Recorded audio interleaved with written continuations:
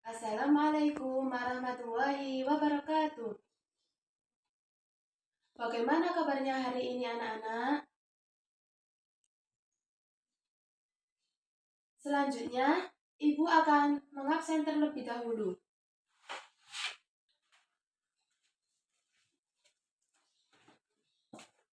Naila Wardatul Baido, Rizla Izara Zana, Fatmatu Zahra, Rifaatin Awalul Wildani, Sifna Mutifatu Zahra.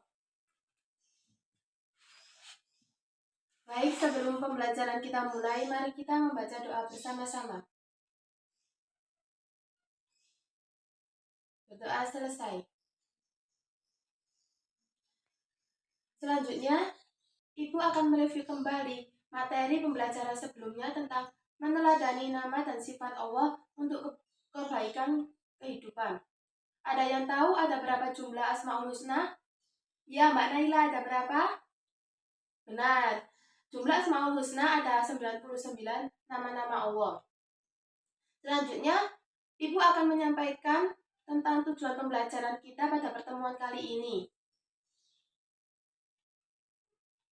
Kita akan membahas tentang menghadirkan sholat dan zikir dalam kehidupan sehari-hari. Dan kita juga akan mempraktekkan bagaimana sih kita bisa melakukan sholat 5 waktu serta zikir secara istiqomah.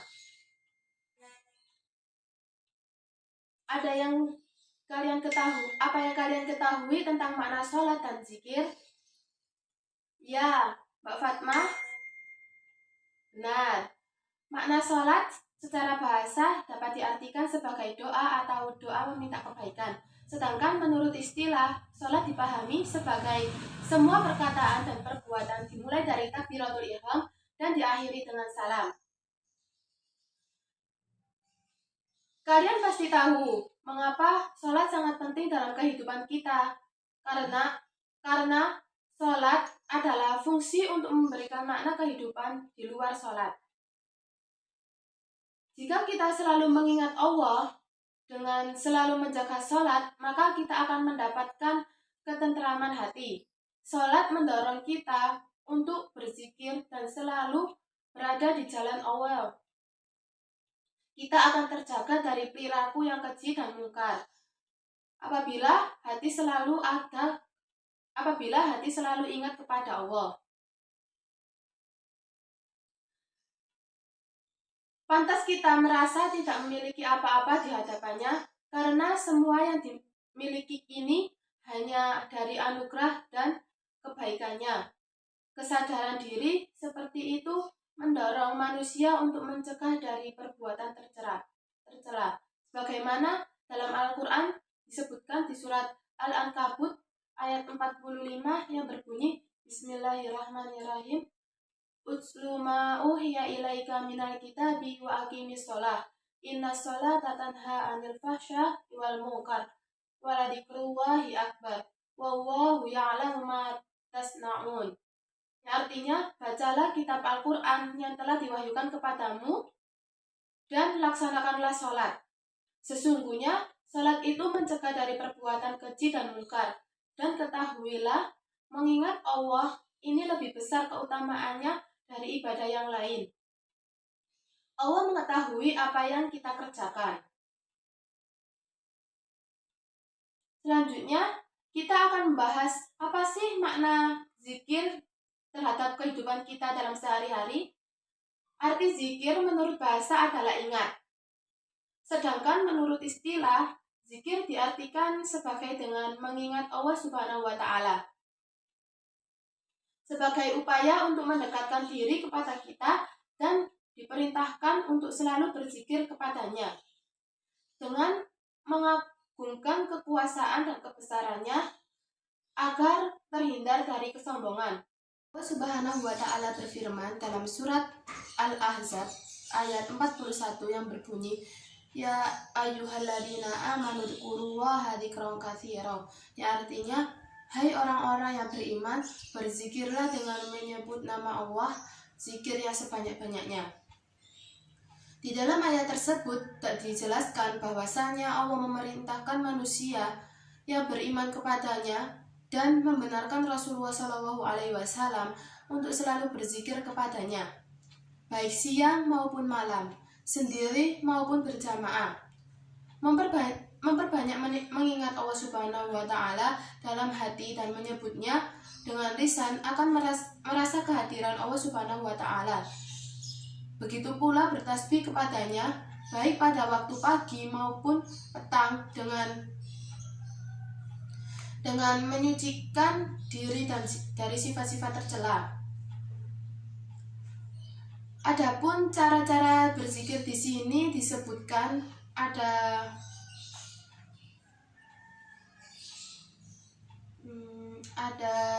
3. Yang pertama yaitu zikir dengan hati. Zikir dengan hati itu bagaimana ya anak-anak? Ya benar Mbak Tatin. Zikir dengan hati yaitu dengan cara bertafakur dan merenungkan ciptaan Allah, sehingga timbul dalam pikiran bahwa Allah Subhanahu wa Ta'ala zat yang maha kuasa. Yang kedua yaitu zikir dengan ucapan. Zikir dengan ucapan ini dilafalkan dan di dalamnya terdapat keagungan nama-namanya. Contohnya adalah tahmid, tasbih, tahlil, takbir, membaca Al-Quran, dan sholawat. Yang ketiga yaitu mentaati perintahnya dan menjauhi larangannya, merupakan zikir dengan perbuatan. Salat membimbing manusia untuk selalu ingat kepada Allah. Dalam sholat terdapat bacaan tasbih, tahmid, dan takbir. Manusia yang sholat akan merasakan kebesaran dan keagungannya. Oleh karena itu, sangat penting agar sholat disertai dengan hati yang khusyuk. Orang-orang yang lalai dalam melaksanakan sholat dan riya diancam oleh Allah Subhanahu wa Ta'ala. Hal ini dapat diperhatikan pada surat Al-Ma'un ayat 4-7. Sebagaimana artinya, maka celakalah orang yang sholat, yaitu orang-orang yang lalai terhadap sholatnya, yang berbuat riya dan enggan membantu. Selanjutnya, kita akan membahas bagaimana sih sholat untuk meraih ketakwaan dan menghindari perilaku tercela. Mungkin dari anak-anak ada yang tahu? Ya, perintah untuk mentaati perintahnya dan menjauhi larangannya, baik dalam urusan pribadi, keluarga, masyarakat, maupun negara. Seorang muslim yang bertakwa dan senantiasa menjaga diri dari hal-hal yang dilarang, bahkan dari perbuatan yang kurang pantas. Ia sadar bahwa takwa itu tidak hanya sekedar slogan, akan tetapi disiplin untuk menjaga dirinya dari siksaan Allah atau siksaan di hari akhir dengan melaksanakan perintahnya dan menjauhi larangannya. Sebagaimana firman Allah dalam surat Ali Imran ayat 102 yang berbunyi Bismillahirrahmanirrahim. Ya ayyuhalladzina amanu taqullaha haqqa tuqatih wa la tamutunna illa wa antum muslimun. Ya artinya, hai orang-orang yang beriman, bertakwalah kepada Allah dengan sebenar-benarnya takwa kepadanya.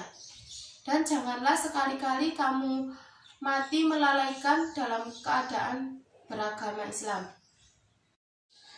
Mungkin dari anak-anak ada yang bisa menjelaskan bagaimana makna dari surat Ali Imran ayat 102 tersebut.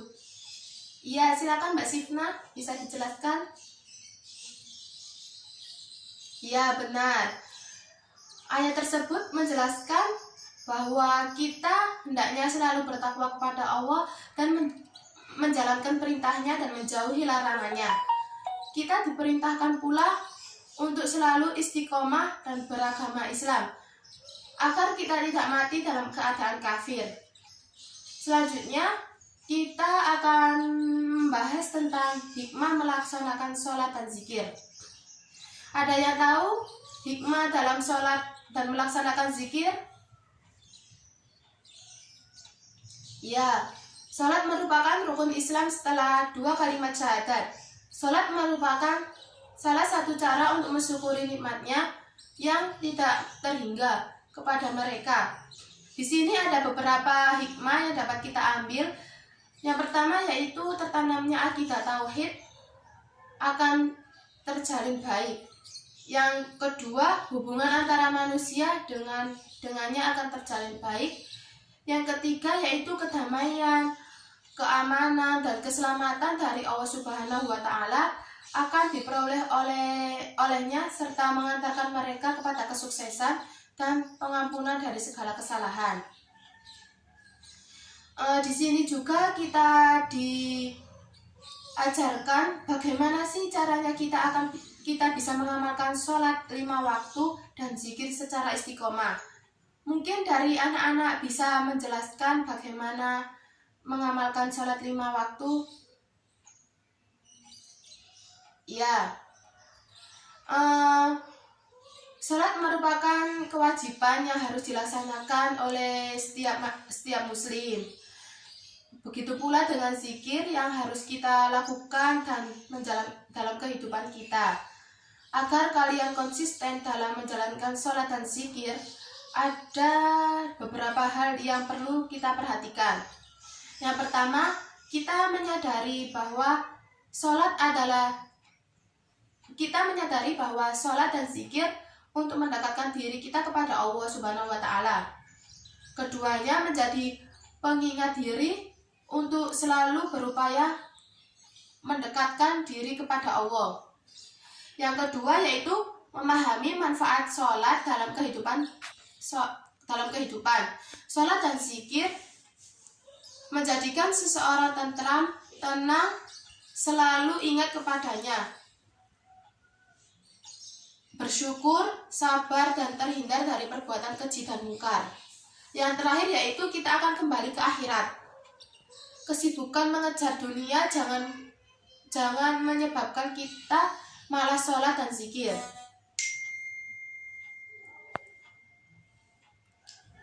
Kita akan mati dan ingat bahwa dunia ini hanya sementara. Kita hanya akan membawa amal, bukan kekayaan di dunia ini. Oleh karena itu, kita harus mempersiapkan diri untuk kehidupan yang abadi. Mungkin dari anak-anak ada yang belum jelas apa yang Ibu jelaskan tadi, bisa ditanyakan terlebih dahulu. Kalau mungkin tidak ada, Ibu lanjutkan untuk tugas berikutnya ya. Di sini Ibu akan membagi 5 kelompok dan setiap kelompok berisi 2 orang anak. Yang di situ Ibu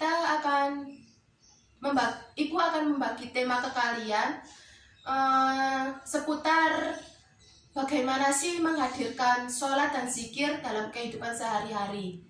Setelah kalian mendiskusikan dengan teman-teman kalian membuat PPT, terus nanti didiskusikan. Mungkin dari teman-temannya ada tanya jawab. Bisa dipahami untuk tugasnya minggu depan. Kalau memang dari anak-anak tidak ada pertanyaan, bisa Ibu simpulkan sedikit. Dari pembelajaran yang Ibu berikan tadi, kita harus lebih banyak-banyak berzikir dan mengamalkan sholat 5 waktu. Karena sholat 5 waktu itu wajib bagi setiap muslim. Jangan lupa ya anak-anak, untuk tugasnya minggu depan dikumpulkan, disiapkan untuk materinya dan presentasinya. Mungkin bila tidak ada yang ditanyakan lagi, mari kita akhiri dengan membaca doa kafaratul majelis. Subhanakallahumma wa bihamdika asyhadu an la ilaha illa anta astaghfiruka wa atubu ilaik. Sekian dari Ibu. Wassalamualaikum warahmatullahi wabarakatuh.